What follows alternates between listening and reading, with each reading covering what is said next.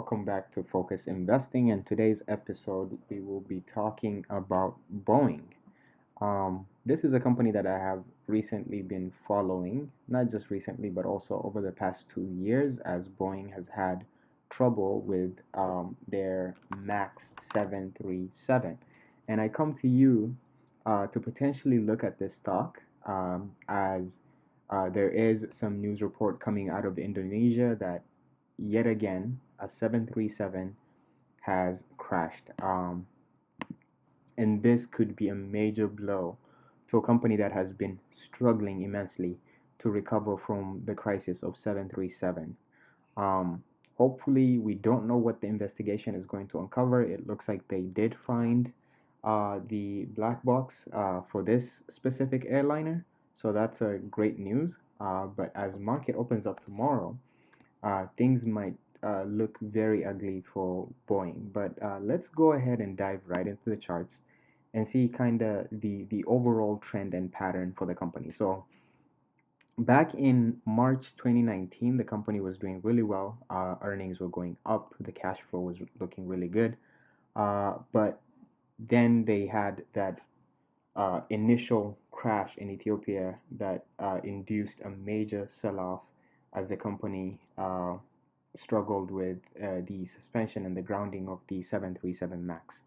But more recently, as the company was chugging along and trying to recover from that crisis, the pandemic hit, and that, of course, has been deadly and brutal when it comes to the aviation industry in general, and just commercial aviation has not been a lucrative business, given that most people are experiencing one form of travel restriction.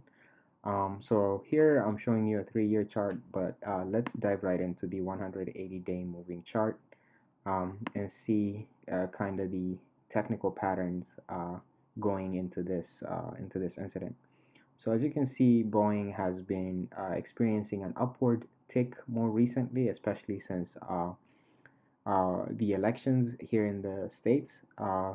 But also more recently, it has been trending downwards. Um, and as you can see right here, it has broken below the single day moving average, and it's also currently at a support when it comes to the exponential moving averages. But if you also look right here at the ADX, which is one of the other indicators that we use to do some of these technical analysis, the ADX here shows that the company, there is not a whole lot of underlying pressure when it comes to selling off. So it looks like the selling off is tapering off. So hopefully that could be a, a good indication that the stock was going to recover. But more interestingly here, it looks like the MACD still is facing some downward pressure.